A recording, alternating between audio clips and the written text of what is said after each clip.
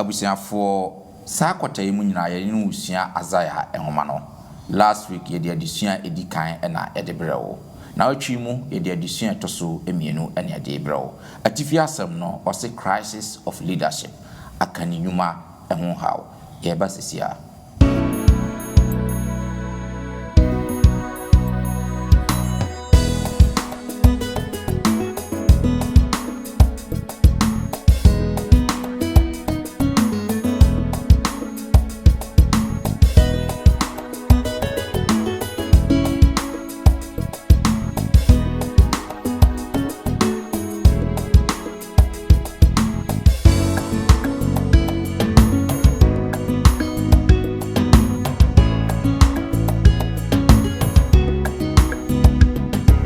Jenny is free, I say, especially say obofo no kofa bibi o de kan na no nisa wo hwe adifo no a omuni nyamenya good encounters no a omo de omo hu esi homa boni ni bi na ansa na obekọ no na wote wo hu efiri wo mbone hu ansa na wakọ sanso say de o man hu so bia obrenas de obrene ho asenso man hu so yema munyina akwaba enenso chidi ampo nyankopon adomonti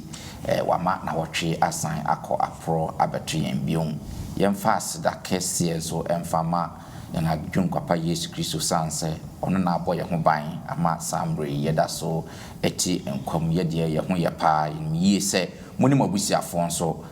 ho ye pa sene ye hwe no kota mu nyina yesua Uzziah ehoma no Uzziah ehoma no ye nwoma bia no kwasem no ye Kristo ni a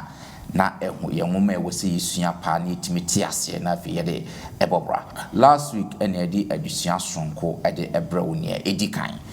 ne etosu mieni hwe atifi asam na ose crisis of leadership ye twaso afri last week dia no last week ne hwe identity crisis ni pasu hawa na ewo ho na Israel for no omo sene nankopon ye omo senko mu benyi no ma beye ne dia no omo nyi ye no mapo omo po nyankopon ye hundie esiye okwasem sese wan tie sa adusua no a bo modia na tie sa adusua no wo either YouTube na se Facebook na fato aso sene beye adusua no obenya ho entiase epa eye mewo abegwafo sonko wo ha se omo ba beboa na enede no so ye de abram na ansa na no muma yenkutie enyom emfree London Ghana memenda kwantefo enyumtufo ku aye from Kingsmen na fe mu wia ye de adusua no e de ahyehye so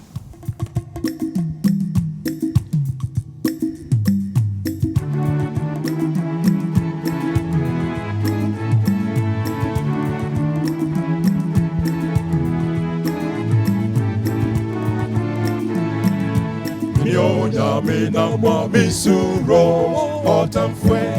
Minyonya mina muehu bienimo otamfwe Obra kwentu yimu Miwo butenti nyami Mimpre miho Yami bedi ya mami daba Mabra boni masitre Mire o nyami Kedia mpona mi soda Went to Yimu, you walk with Tantim, Yami, Mimpre, Miho, Yami, Bedi, Yamami, Daba, Abra, Boni, Masijan, Mizrao, Yami, Kedia, Pona, Yami, Soda.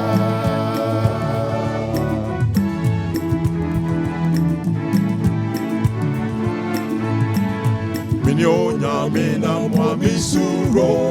otamfwe Minyonya mina mwehu bienimo otamfwe Obra kwentu yimu Miwobu tenti nyami Mimpre miho Yami bedi ya mami da Mabra boni masije Mireho nyami Kedia pona yami soda Obra kwentu yimu Miwo butentim yami Mimpre miho Yami bedi ya mami daba Abra boni masije Mireho nyami Kedia pona yami soda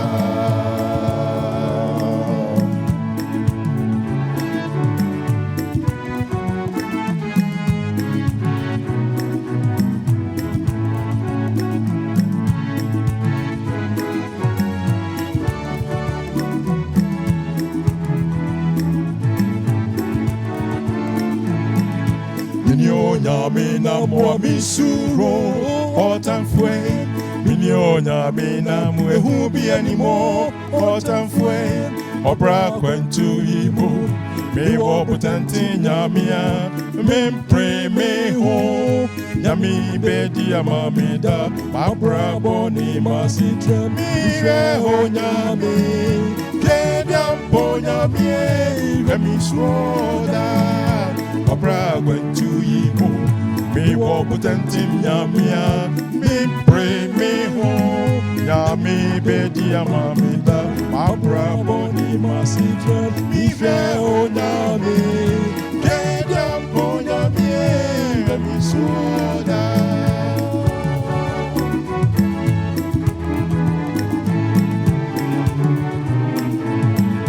Minyo nyame na mwami suro otamfwe Minyo nyame na mwehu bi animo otamfwe Obra kwentu yimu Miwo butanti nyame Mi pray me ho Nyame bedi amame da mabra boni masitre Miwe o nyame Kenya po nyame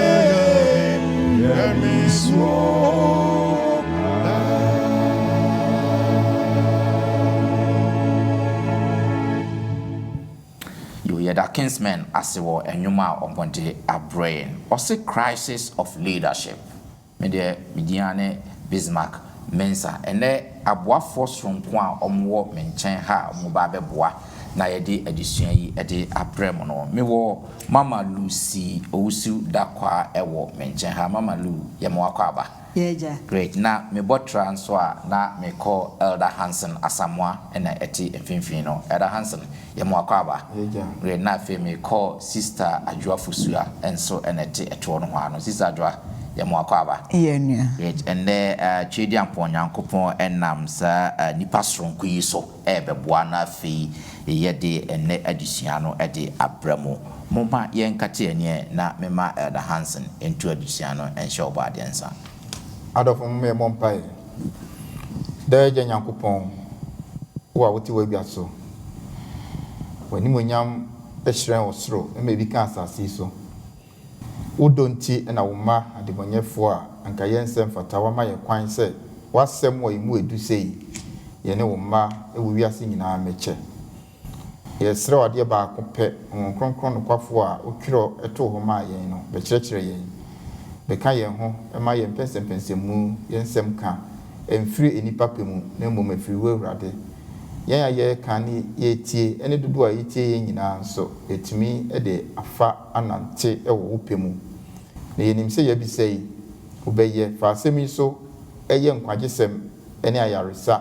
honhum ne honamu ema wo manyina wo Yesu din mu nti amen amen yo yafre Yesu ama wabetena yemu enti yebetimi edieti anu adusiano so wo hwe adusiano nka abosam no a yebegina so de ahwe adusiano mu a ewo Isaiah chapter 6 verse 1 say Mama Lu why kradwa kan Isaiah chapter 6 verse 1 nemfa nyina so enko yadusiano mu Isaiah 2 chichemu baako mama yenti nyame asem afia ohne Uzziah wuye no mehunu awurade se ote ahengua a ekron a wama soso na natade mu ano aye asorifie emma amen amen sene abusiafo yedi kan hwe last week no so hwe last week edition na ye hwe crisis of identity nipa ban ho hawo no na ye de toaso and the free crisis of identity na fe ba crisis of leadership afin so sene yi nyina yenim no eto da bia se kru ebe yi anaso man be yi ta gina kandifo no so pa enti se akanie adwuma no ankoyi a etanya nsunsuaso bone kese pa ewo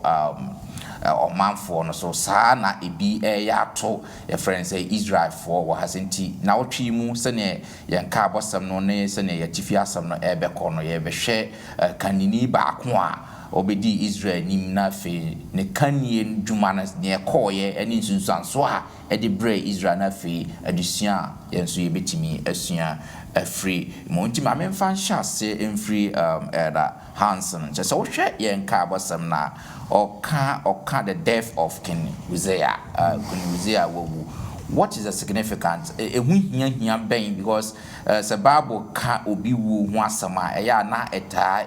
hia bibi anaso ka for bibi nti ene ohwa King Uzziah wu ya wode abam e wo hase no na ne hia e wo ayi mu no ene sei me da se Bismarck ede sene dae ye no chia abusuafo nyina sania yedikan aka no Isaiah adisua yi eye ni diso na last week ye hwe crisis of the people omo ankasa omo identity say omo anyame afrem say monye ne man afi bedru baabi no na wo mo eye nneoma ene call no na frɛ na ya from no enkope na this week no odiyen call more o zoom in from nipan kuo ni nyina na o man ni nyina e de aba leadership. That's right. Na ohwa Isaiah twero na de no ohwa Isaiah chapter 1 no a obo ahemfo 9 bi din ne na ni din dikan Uzziah abreso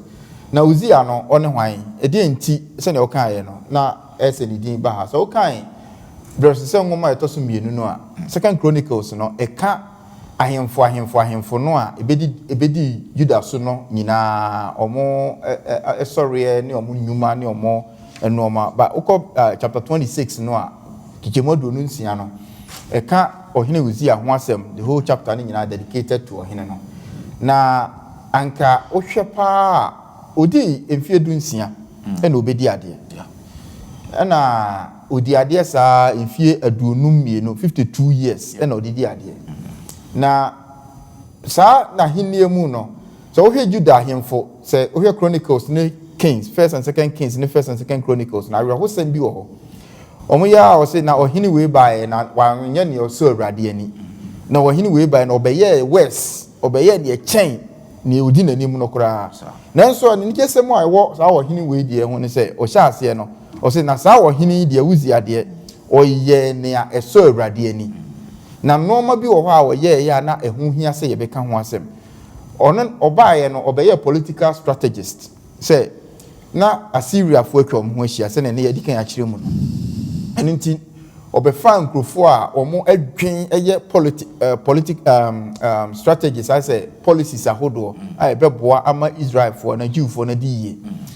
Number 2 afi okon mu no ohihye yie pa enti okire mu hwe Second Chronicles 26 no a Uzziah ko okon edi nkunim die eba Judah oye noma hudo bebre ono kra na osan ebesisi Nyankopon afore bochia no bi eka ho ema ye bo afode ema awrade na yankenkan pa cho se ka ibebie Second Chronicles verse 7 ngoma etoso mienu etieduonu nsia echichemu edunsia no a ene edunson no a awrehosem bi wo ho a eno nti ema Isaiah ebo ni din ewo Isaiah chapter 6 ho no chapters 1 to 5 ni nyina no na oka ni onyamesi obeye ene ahemfo no na odi aye nwensem ene kwan normal hodo oduru chapter 6 no there is a paradigm shift it is a wakan ya disem etiba kwa besi 89 Second Chronicles no 26 yeah came from verse 16 no economy me poto no wahase na fe se mamalu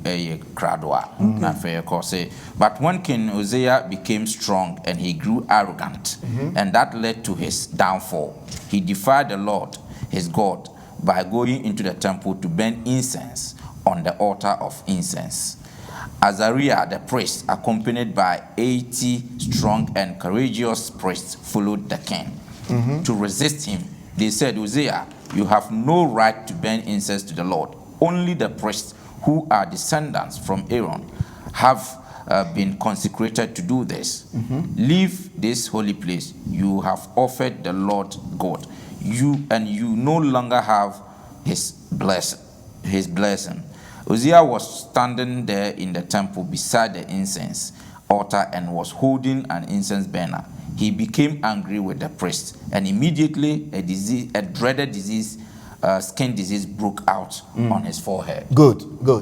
Enti yam paraphrasing kakra se ne be ya ne opese o kire ni se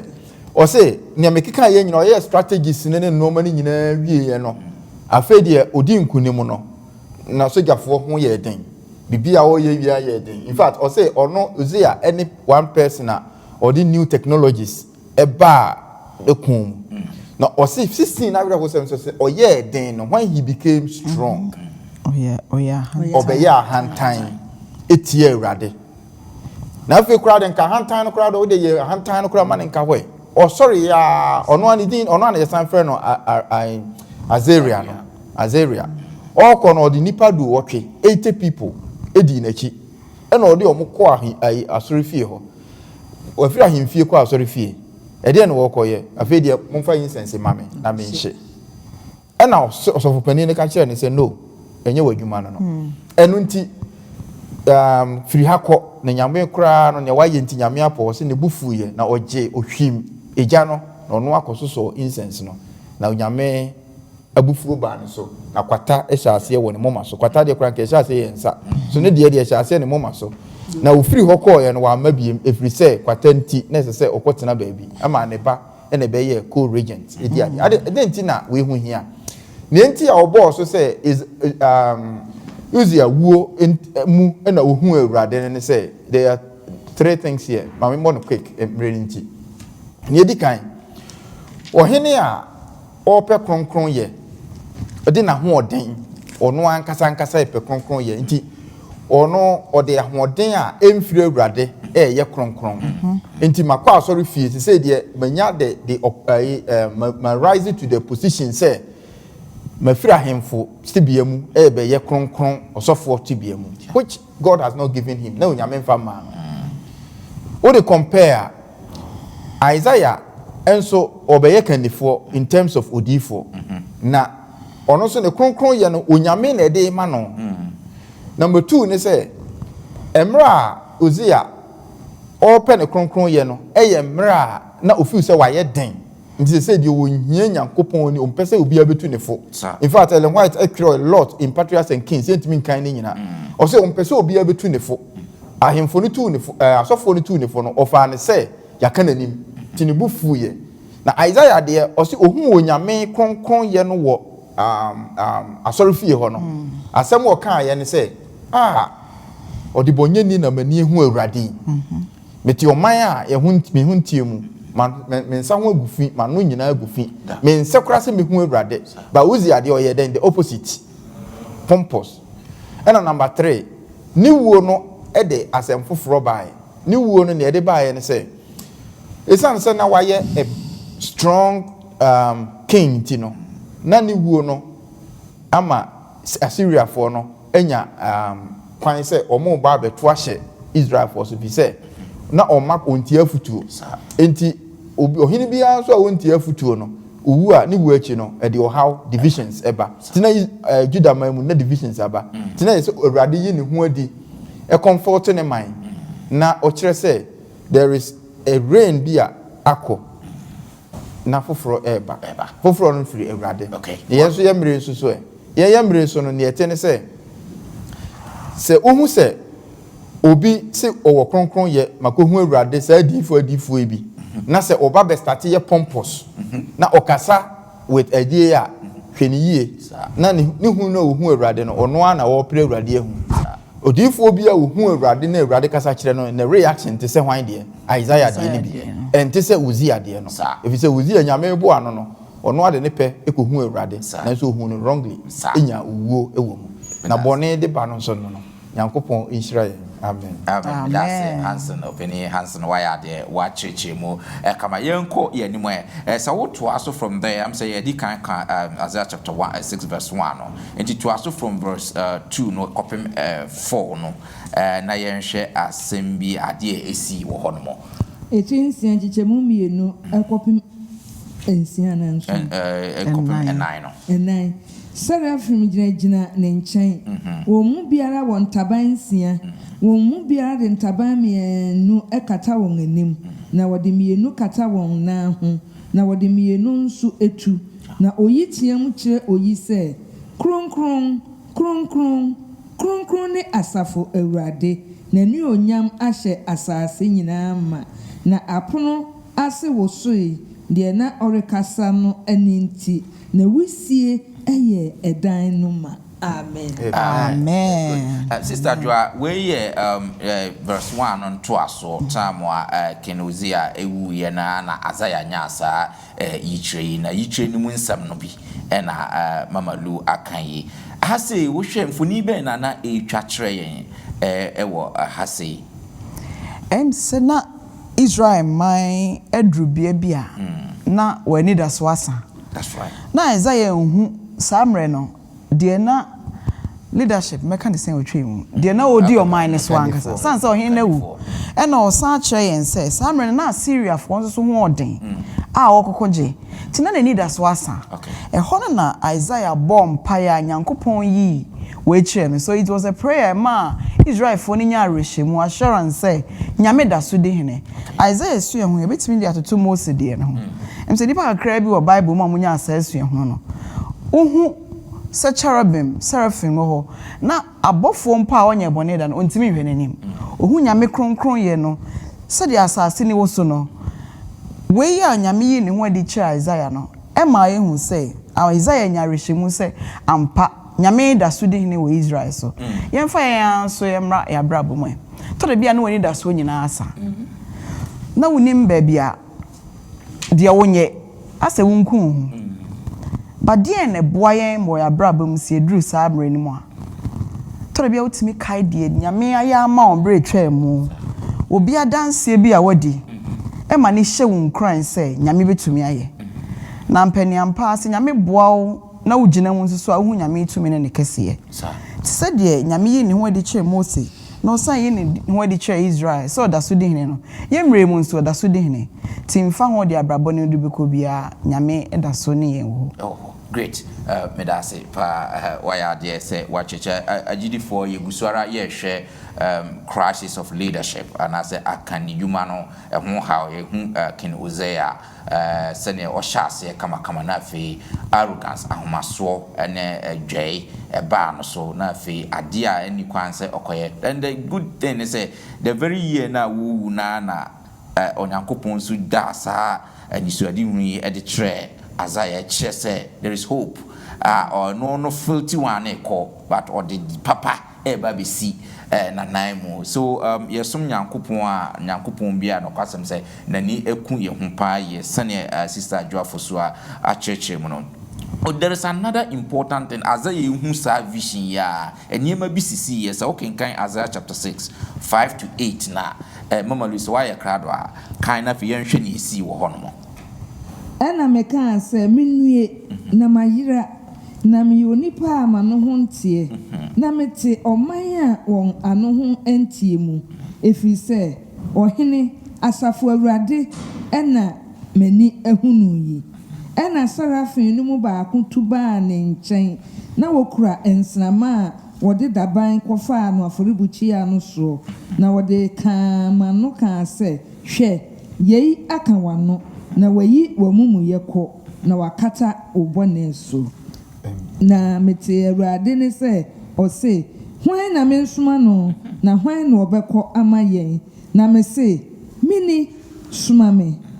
Amen. Amen. Enti Mama Lu mami bisa wo ehwe story no se na abasam na ekono King Uzziah awu afino owu ye na nyankopon ayi atwa samfoni e de akire Isaiah hu se ono ontene onfata obuhweye ni esi ye ni die ne yesu afiri ha say especially say obofo no kofa bibi ode kana no nsunsanso na fi wo hwe verse 8 na nyesoa Isaiah ede baaye no adusua bi ewo ho emaye wo ha. Panyin Bismarck me da ase adesua wo ho ma ye pa se wo hwe titimire mu na Yesu nya maaye no a na asofo no wo mo kọ kronkron bia afe prekope na ansa na obekọ no na wote wo ho efiri wo mbone ho ansa na wakọ na ye hwe Isaiah na ni so ade hu na wo hunu ye no wo hu se nyame ete asa akonwa a wamaso so na edamu ne kaseye ntino edamu ho aye wusie kumo na ayese de osofo no aye de ben ehye incense de apepa bone no enti mra Isaiah hunu sa na ote amu se menue na meme ye nipa amete amumuyefuo mu ma ne ho ente enti mra wo kan sa na wo buhwe no na sarafim ne baako eyi oja ewo jasama no ode ade te se kontankanta bi fa free altar no anim na ode sama no ye de ben ebe kan no na o ka che ne se ode jasama na kana no ne ho ate adenti na ne ho ate e se oja ejina ho mate se hon konkron enti mra ode hon konkron no kan Isaiah no na Isaiah anya ade ben ahote esan se sofo no kọ na wo shi incense na anka wode kania na se light bi na esoso la incense no ema ehye eyekumo ho nanso ono de wode kana no na no a wose ye ho ntie no ejina ho amani nipadua ni nyina enti no ode kana no enipadua no ho enyina ye de ban etiye na mra nipadua no ho tiye no eno na wokenkan kwa ye kọ enwotwe no wo kan se media awurade se ho ano nsoma no wo se won soma no na wo beko na wei e kire se yenya ahote a se ye boy yensu ni ye sori a na esese ye koye nyame adwuma no ebi se wote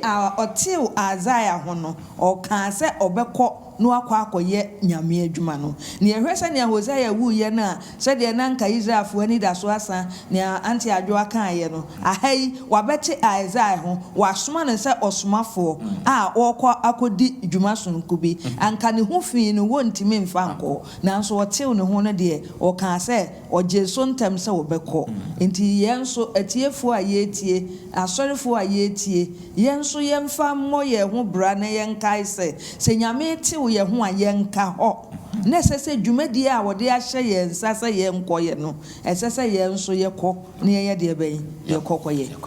that's it pa okay right enti ne mama lu kan see ye mame enye se adofonom ne ye pese ye kiremu nyina eye ba kope Isaiah kro no a na kiro chapter 1 chapter 1 no eye Judah for no bone a Nyankopon aka se mo bom paye kura mintie mo nsa ho agufi ne mo aye nyina ne ndi se wo hwe adifo no a omuni nyame nya good encounters no a omo de omo ho esi ho ma bone ni bi ndi wo hwe Daniel a obo paye no ono de ne ho ti ho se me nso me ka de bonyefo no ya ye bone atia o Ezekiel hu awurade no o se o ye ti se ne wawu no kan se me nso me ho nte John ehu awurade no e wo revelation no ono so kan se me ye ti se ne obi amawu anso obofo no beka se sorry na mamo ahoden za na Isaiah nso the same thing or den ho fra adebonyefo no eti yen nyina yen hu se you cannot attain any righteousness by yourself se ne Uzziah pe so obeye no and number 2 onyame pese wo soma wo a ote wo ho na yesa wo ma ho kwan no ote wo ho enu nti sa statement no a ebi mu afa se a wrong statement na hwan na mensoma no na hwan na beko na Yesu kan se eja soma me enye no kra enye Yesu ne kan Isaiah because Yesu de na nkwaje nhyehyeye no na ya to dada nti nya fe na Nyankopon hwehwe ne obesoma no na Yesu kan se obeko it is not biblical we Isaiah na Jewfo no mu no anidaso nyina sa a omunhu nia mmoa befiri aba na onyame pe obi asoma no na wo fa Isaiah so se Matthew enu nti o se soma me na meko enu nti yen nyina yen nyisa ne mama ludi biye no yen nyi ofre no so the great commission se ne Yesu kan ye no yen ko ne yebekọ a yenyante ho na Kristo no ankasa na bete ye ho enye yankasa na yebetumi ate yo great beda mwase afi yenhwe ade bi wo honsa very important pa sa wo hwe adisua na abra Isaiah nya ente ho no afi message na odema na bit strange kakra and some of the Isaiah so mfa nkono na yi kakra yen kan na afi yenhwe se ne ye be kire sansem na se Isaiah chapter 9 6:9 to 11 no yen kan sa message a ode asoma no na afi yenhwe adisua bitimi asua free ho no mo Isaiah 3:9 chichemu enkron ekopem Edubaako. Na wase kona ko ka kire oman yi se tie ara na montie na montie ase na hunu ara na munhunu mu na oman yi akoma aprim na won asomu ayedru na ka won ani efemfam so na wamfa won ani ehunu na wamfa won aso ante na won akoma ehunu mu na wansachira na wansa won yade na mese Awurade enkosi daben na wose enkosi se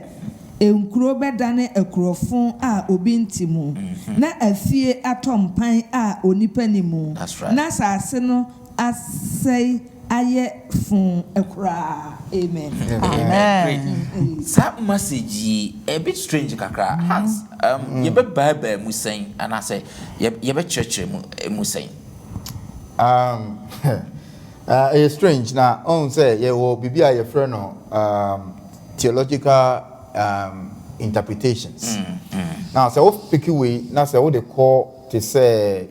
Exodus baby Onyankopon ka kire Moses say na me prim Pharaoh akuma yeah na wentie na mama na say. That's right. Na uko baby a esan ko ka say ne Awurade dono no na Esau de Awurade tan na Jacob de Awurade dono no na uko baby a o say ne mepɛ na mepɛ na ne mempɛ na mempɛ. These are pigments of statements ahodo a ye pick here eya na wanhwe yi a na ani onyame suban a yenimu no na ankopɛ because o hwe asɛm a wokan ya o se kwa na kofira wo mani na wo mo ankoye so wo mo akwati kura na akoye ade asɛm no nkyira ase nyina ne sɛ onyankopɔn wa ma ye free will sɛ yemfa enchusu. That's right. Na your choices mu no ade ba ko a ehu ene sɛ wo chusu anasa wo power bone one power nyame a the more o kono na wasumu ye den na wani efira ti honhum wani fira ene honhum mu asosiye no se bia ade a mother crope. It is gradual, especially omo abeka no kore na hwe na omo aye omo adwen say we don't want to listen again. Enipa no se na susi na se na ni fira honhum mu it is difficult. Na eno na Onyankopon oyusu unse Isaiah ngoma no it's more like a prose. What I say? And a science so ye poetry. Enti edu ba bi a oka direct. Edu ba bi nso a oka no nwensem mu. Enti edu ba bi oka say mento me dofo ho nwom no. So wo hwe nsem oka wo chapter 5 ho no a lot of like anwensem na wo ka. Enwensem. Na se opa ne wo ka ho asem wu ya ne ye frɛ no metaphorical statements. Say wo kwa na ukosi waso because or say tia na me my ente. Enti nyame a wonim bibia nim say no matter what ye beka no. Yesu esi su dua emra na oka osikani ne Lazarus ho asem no. Oka kire ne import of that parable and say mesmani pakura afiri awufuo mu ma omo sore ba say ye meka ne asi kura no a omo yeden omo ntie because tia na omo ntie enti oka no say tia na omo ntie na huna na omo hu se meka kura omo ntie enti koka na wonim ne enti o se koka na omo aso nsi no obi a waye na adwen se na so besie no ana se na ontie no the more awoka no obo wugu se ja wasem no the more and anana so no esi more. Enti na onyame so wo de ekoka na so nsi more. Enti the more wo ka nyame asem kire wo bi a waye na dwen se wontie no the person becomes even more resistant than obi a ono kra se ono onyi nyame ni. Enti this is enti a na all can say nyese e bi nyame ne pese ebi mo nyira na o nche dansi o mo aso. Na mum eye asem a statement o de kire se obi eye si na so a na se wo ka asem pa kire no a obesi na so no a afedi duro bi o si jano na wo no anko no nkoto na menem na so wo tomu wi a that is where until no see atemu mu no obi abeja tumu se onyame ye perfect. Yes. Onyame atemu ye pepe fi se ono a edu atemu a beja tumu se I was told. I knew this but me and me see my son menti. And that is the meaning of strange nti Isaiah akora ho so tia mu asembe na okan o se minue okan o se na dia asemuni asembe na odi soma bisa me kokai o se me kokan asem chire ni pa so me san kokan mo maso nsi ba na nyame o yisu poem e de akire o mo se oya but ba woni se ba bi nso na wakan Isaiah 1:18 no se mo pe na mutia ubedi asase so nipa na se mo ntia afna de ade ntia onyame se afi de kokana kosisi o mo aso e je se o mo mbetie no o mbetie yes na o mo ntie ne de they will continue to steep into that okay and die. Great. And finally this is one last you can't leadership crisis now you share Uzziah or big group pompous or be pride what the back so your Christian dispensation at the moment do we see or can ben so now you exhibit this kind of pomposity and I say ye that's we be a deed or ye safumu or ye mea ye mu ye busia mu ne or can ben so now we say ye so ye timi sade bi me da say say we Uzziah de na e sha se kitu e be ahomaso yeah obedi so no se de ye nim otrosem no oba sa abofra samre na na hoto so nyame mu so pa that's right ne mo to da bi ho a de nyame aboa mo atimi ya abro so na ya mfrɛ wo a obi antimi nya ne se de wuti ni ti no na ahomaso ne ahantan kakra aba wo mu kakra na de kosoro afa de na Hosea de ne bi ba wo mu ene na wan hwe ya Nyankopɔn bebre wase that's right san so say de o ma ne ho so bia obre na se de obre ne ho asenso ma ne ho so great There is one more thing I'm say a come more hampacho okay nse ne be ya yen two-sided ne di kan say asem no a wode kono na ya kire mu no but Isaiah nso also sometimes there are some kind of unpopular messages yekuta as Seventh-day Adventists and I Christopher if we are say you mu sisi message bi wo ho a ye de mawo a anyade wan hwe ya be ko bi se nyame say asem mu na wa asem wa wasoma me wo se ko ka kire o mu se ne be ya tedi o mu nte nso ye se ko ka but ebi ne de here yekuta ebi ne say we cannot explain the existence or the coming of the COVID pandemic enso yen kan kire bi ase se nyame di hene wan hwe ya obi a wonyi nyame ni no ana obi a o say ono o challenge Bible no obi sa ase na wunyame no oye odo odi hene onim bibia is omnipresent omnipotent eye den o ma kwan ma we bai message ben no kita yen se yen fanko ye message ni say nyame da so di hene wo ba ye message bi ni say the mark of the beast a unpopular message say obekwa akoka amani party as say we say age aginaye we nyi aginaye very unpopular but all the assurance as remnants ti asem no the man no a unpopular de enso ye den okoka e bi enti na Jonah dwane ye no nti ne enti na asem no a Yesu kan ye in mrenti enti kenkan Matthew chapter 13 oka abasem bi wo ho a ehu hia pa ne enti a Yesu se o cheche wa abasem no se ebi mu wo ho a wo mo adwen mu no eye abasem e no mo de beti ase ye kasa wa bebuo mu na o mo ate e wa bebuo mu eni nti obi wo ho a o kan plain language kura wonte enti Yesu Kristo nso asi so sa na ne me person ye kire said agidifo don't look at the content of the message look at the person who sent you ene na me fa kitu ebe nka ho say Isaiah nya hoden wa abra nyame yi ne ho adi che no that's right tisi enso e pa hoden e de bekwa ko kan de a etwase e de ho to nyame so yi ne esre no san say o kan na no nya hoden de ko ye ye ne sa nyame beboa ye na ye hwe akandifo no nso a crisis a wo munya ye no se de ye de toto ye nemre mi hu ye ye a Christopher yi ye mre ye ho ase if say ye bre ye ho ase a nyame tumi no etimi de ye eye adwuma Isaiah hu no ye se na nonte wote wo man a aprom to ono ankasa kora no ne honte nanso okọ adoma hinwa nanim no nyame tumi no etimi sesa no ne sesa no ma no be ye den ne sesa no ma no be ka nyame asem enti yenso ya kanie mu ya fitinam ya nwuma mu ba bia ye wo no ye ma foforo ehunu ya ho brase na se ye bre ye ho asesa nyame ebetimi afa ye so e de ye aye na dwuma yo madam mo ase mo ya de pa agilifo ahase na ye de edusua no ebetwere onyankopon enhire Shiramu say Modemo Fidie Edia to London Ghana Memenda Aquahefo Sabbath School and have a Chosemo and Pensemo. Addition ye Abrewi a addition etoso mieno was a crisis of leadership. A canimano a how. First one you or how na war onipa ban nankasa yeno esuno how na ewumo and afi yanaro no back ababe say sana akanifo no nso how nso ewumo sana omana to ape eno na ye nti adusua bebre ewo Uzziah adusua no mu pa nti minim ye se ya sha sese no